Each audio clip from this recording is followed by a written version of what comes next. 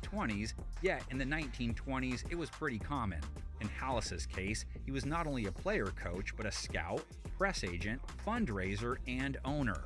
For Lambeau, he assumed the role of play caller on the field, incorporating the forward pass by making it his basic offense, a rather maverick move back then. With player coaches extinct today, plenty of former NFL stars have hung up their cleats in exchange for a whistle.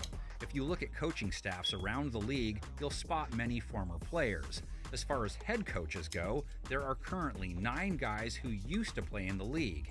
Legends like Mike Ditka and Tony Dungy have won Super Bowls both as players and as coaches.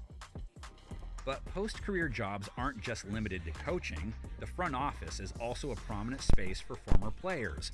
Hall of Famers Ozzie Newsome and John Lynch transitioned nicely into GM roles, carving out successful careers building rosters.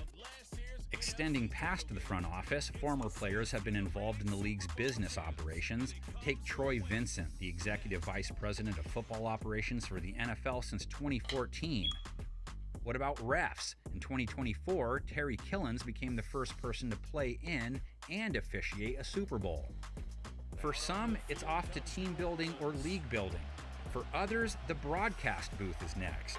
Legends like Pat Summerall, Frank Gifford, Don Meredith, Chris Collinsworth, and Tony Romo made impactful second careers out of color commentary.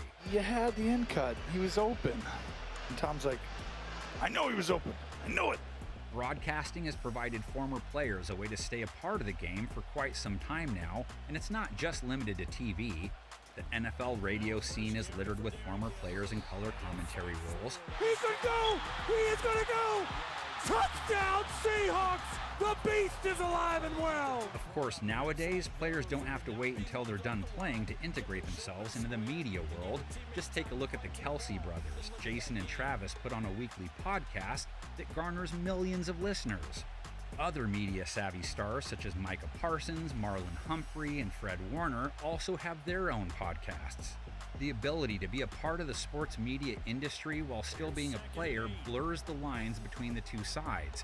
The idea that players openly discuss storylines, opinions, and gossip through public forums while still being a part of the actual game is unlike anything we've ever seen before. Everybody you say, no disrespect to great defensive backs, all great, but they can't do it, not on this play. The increasing prominence of social media has helped players voice their opinions whenever and wherever they want. News and personal opinions now travel faster than they ever have before. This is what being a pro athlete is like in today's landscape, always in the public eye for better or worse. Thick skin is a must. Flacco fever is also something Aaron Rodgers isn't vaccinated against. The NFL player has evolved tremendously since the league's dawn in 1920. His look, performance, and off-the-field responsibilities have all changed. And these traits will continue to adapt as time goes on. Didn't I just pick up a first down? The ever-changing environment begs the question, what will a player look like 100 years from now? I just think the game's going to keep getting leaner and quicker. You just I keep definitely got to be tripping. I know I picked up the first the down. world. How 7 will yards. positions Fuck. change? I think we'll start seeing more athletic offensive linemen and defensive linemen. What kinds of skills will be essential to have? Speed is utilized because it's now an offensive game. Speed became something that they look for within the running backs, especially to hit that home run threat. Will every player be moonlighting as a podcast host by then? Podcast, man. We'll have to wait and see. Spinning the evolution of a player forward, the international aspect of the NFL is growing rapidly, with games now being held in England, Germany, Spain, Mexico, and Brazil. The league's global reach can't be denied. And since 2017, the NFL's International Player Pathway program has provided foreign-born players the chance to make it onto a roster. The highly selective program assigns these international athletes to an NFL team which they join during training camp. Australian-born offensive tackle Jordan Mailata has made most of that opportunity with the Eagles. There's even a cohort of Australian punters who have brought their talents to America using their Aussie rules football background. I pushed the wrong button. I should have threw it to the running back. He was wide open. NFL legends like Christian Okoye, Osi Umenyiora, and Steve Van Buren, who headlines the list of 9 internationally born players in the Hall of Fame. Just goes to show, no matter where you grow up, football can be an attainable dream. Above all, players and fans alike just want the game to continue being fun. Are you not entertained? Isn't that why we're all interested in the first place? So that's it. The latest refinements in the game of football.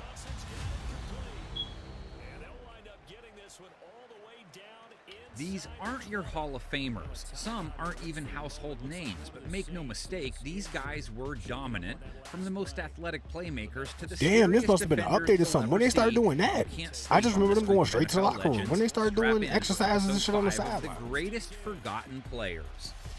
1st and 10 now from the 35-yard line, and here is Shockey again. Omaha. Shockey showing some great moves, staying in bounds. Why would you go outside? It's one defender. He outside the tackle. Talk about Easy making block a for the name tackle. for yourself. Jeremy Fullback, Shockey's go get the career linebacker. started with a bang in the 2002 Hall of Fame game. Derrick He was Henry, one bro. of You 5 acting like Alvin first-round Kamara Miami last year. Hurricane Why I gotta throw the draft ball picks, but was 30 the times a only one game earn for you to first-team do what the All-Pro fuck you his need to rookie do? season. See if you can guess what I am now. Shockey. Like you should be running his ass over. It should not be. He should not be tackling him. Isaiah 5K. I got 8 months. Send me a invite. My name in the broadcast. My name on the screen. So Coach Dean 2 PlayStation Network. Send it to me. I gotta make a run in about 30 minutes. And then when I get back, we can 100% play. Would later earn 100% on that 07 Giants team, and during his 6 seasons in the Big Apple, Tony Gonzalez was the only tight end in Christian the league Watson with for more the touchdown. Shockey took his talents to New Orleans in free agency in 2008, where he continued to be a force. Going to drop 8 into coverage. You can't allow those seams. Drew Brees will pick the apart. He's going for the back of the end zone. Shockey is back there. He hung on. Touchdown. The wily vet won his 2nd Lombardi in 2009, a game in which he did play this time around. In the second quarter, 2nd and goal. This time they got the catch and the touchdown. Hey Isaiah, I appreciate the follow. 100%. Definitely appreciate the follow. Over his 10-year career, Shockey recorded over 6,000 receiving yards. Carl Pickens had the swagger of a modern-day receiver, and there wasn't much he couldn't do on the field. 3rd and 9, the enemy the lone setback, and here we go again. Pickens down the sideline, makes the catch, penalty flag down, he scored. You got to get it downfield, long ball thrown downfield, Pickens looks back at it. Pickens gets it! He's in open field, inside the 40, and he's out of bounds at the 35-yard line. For the end zone. Touchdown. Pickens had the it factor from the start. The 1992 Offensive Rookie of the Year made a name for himself doing things like this. And Pickens takes it at the 6-yard line and makes a move. Gets outside to the 15. Now coming back across the field. There's a lot of room on this side. This could be a spectacular return. There are no flags on the field. Pickens with one man to beat. And he hesitates a little bit and blows on by Tim Hawk. And you've got a spectacular touchdown return.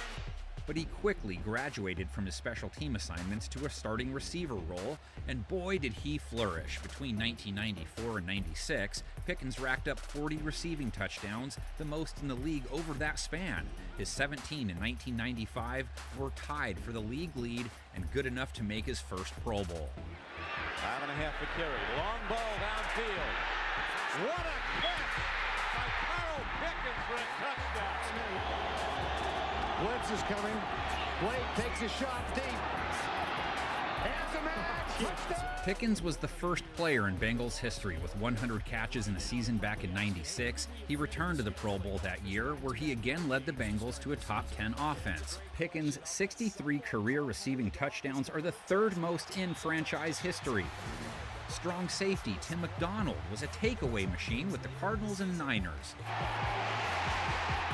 Gets it up, intercepted by McDonald.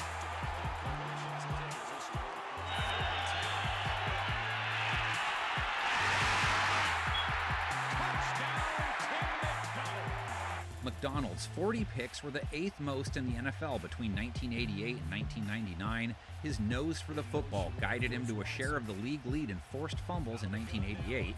After 6 fantastic seasons with the Cards, McDonald became one of the biggest signings in the first year of free agency in 1993. And they go to Craig Hayward. He fumbles and it's picked up by Tim McDonald. And McDonald may go all the way. McDonald is going to score. Brock has the ball picked off. Tim McDonald leap intercepted and will score for San Francisco. The Super Bowl champion was part of many top 10 defenses in San Francisco. McDonald's efforts in the takeaway department helped his teams finish top 5 in that category on 3 occasions between both stops in his career.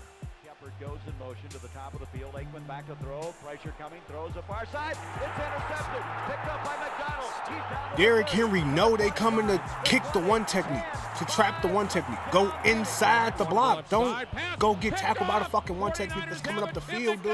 Down the left sideline. 20, 15, 10. It's like these running backs he is had multiple stupid. interceptions in 12 different seasons. McDonald's also one of the more accomplished players in this episode, boasting 6 trips to the Pro Bowl. Hopefully, most football fans haven't forgotten about Greg Jennings. He was a top target for Brett Favre during his twilight years in Green Bay. The shit is wide open. I can't get no time. Come on, man. And a leading receiver for young Aaron Rodgers as well. He's going to try the home run ball. Why not? And connects. And into the end zone is Greg Jennings for a touchdown. His outstanding career at mid-major Western Michigan warranted a second-round draft pick by the Packers in 2006. Green Bay's confidence in him paid off immediately as he was able to make explosive plays from the start. The throw outside. It's caught, and that will be a first down. Greg Jennings, the Western Michigan product, could go the distance. A blown tackle by Bly, and he will go the distance. And Rodgers throws off the play fake. Jennings.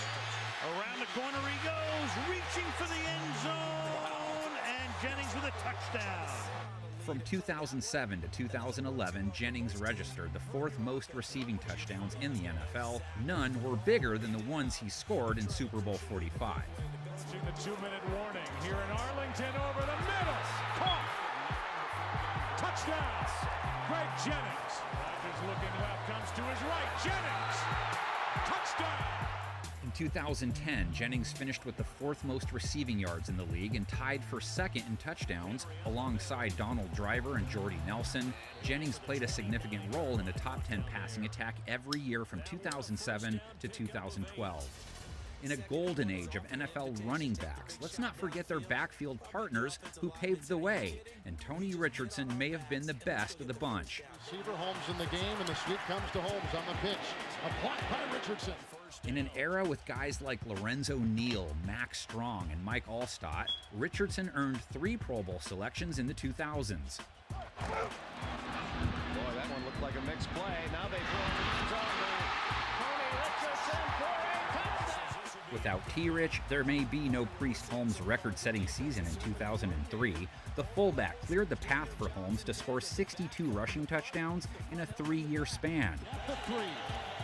The pitch out to Holmes, a Richardson block on Beckett, and Holmes diving in. Cole Richter is in as a wide receiver. The sweep or the block from Richardson. Priest Holmes will score his league-leading 6th touchdown of the season. During his tenure, Richardson helped power Kansas City to 7 top 10 finishes as a rushing offense. As a Viking, he was the lead blocker for rookie phenom Adrian Peterson in 2007, a year in which Minnesota finished as the #1 rushing offense in the league. Richardson closed out his career with the Jets, leading the way for Thomas Jones and later LaDainian Tomlinson. The Titans and Oilers have had some fantastic defensive linemen over the years, perhaps none better than Ray Childress, who sits first all-time in sacks for the franchise. Derek Hill in motion. Bristers. Pass rush. He is down safety. Childress just beat his man too quickly. What a play by Childress right there. Childress was a versatile pass rusher who played both inside and outside on the D-line. During his career in Houston, he was an ideal anchor for head coaches Jerry Glanville, Jack Pardee, and Jeff Fisher, all of whom had defensive backgrounds. Harbaugh hands off and look at the play by Ray Childress.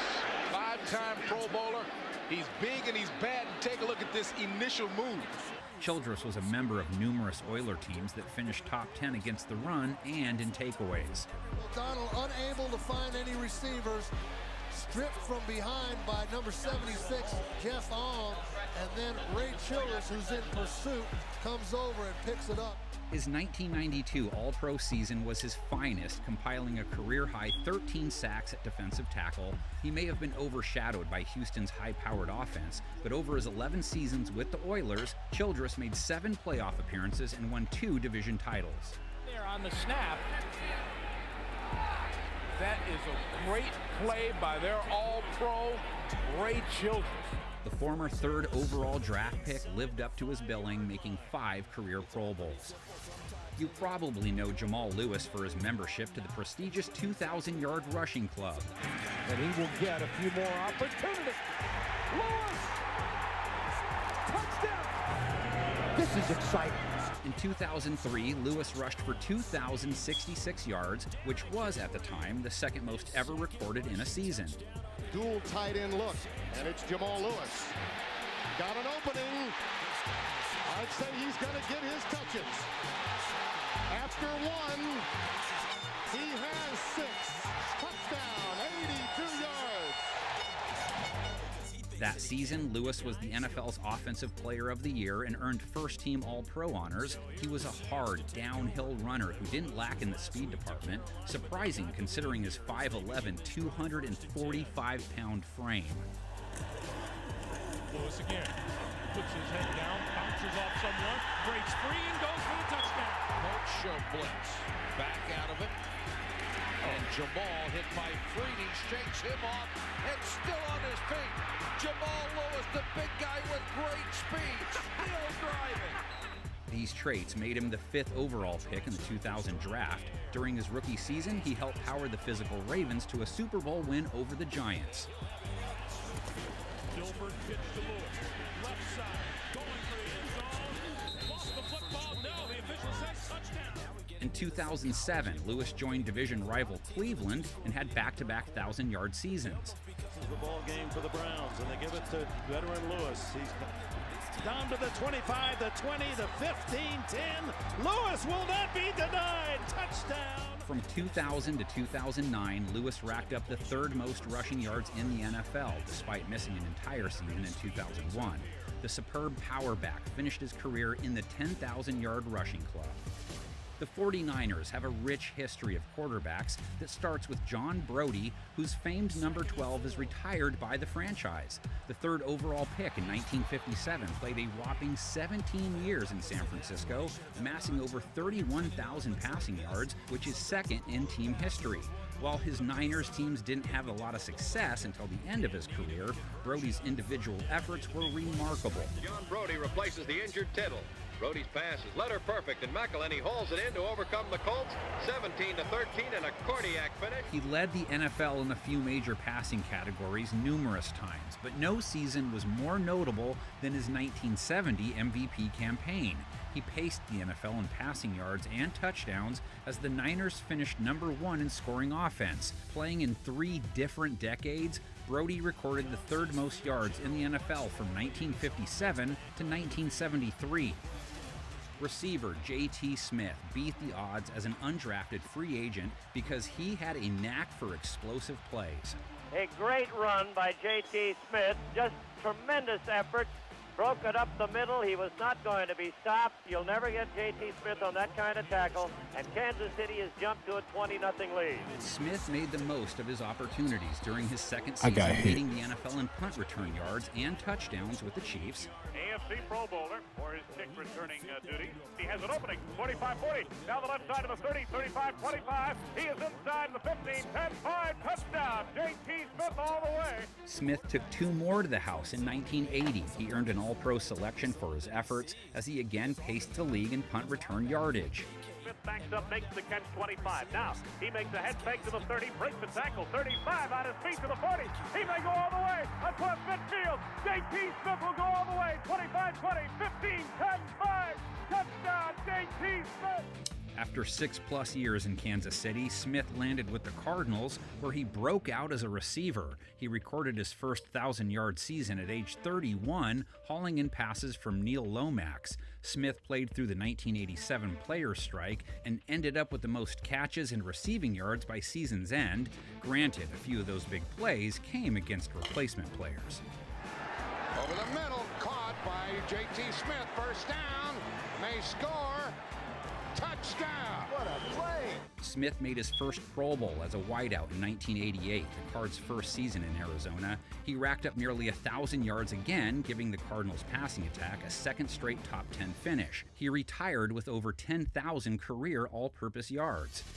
Always looking, finally throwing the ball away. Clark comes across from the other side, makes a leaping catch on Everson Walls. Everson Walls didn't let the catch stop him from having a great career. In fact, people probably forget he picked off Joe Montana twice in that NFC Championship game. The pass intended for Wilson, and Everson Walls made the reception to 10. First and 10 from the 35. Montana setting up to throw deep, throws it high, down in the corner. Everson Walls takes it away. That was his rookie season, by the way, a year in which he was a Pro Bowl corner with a league-high 11 interceptions. Not bad for an undrafted free agent. In fact, Walls led the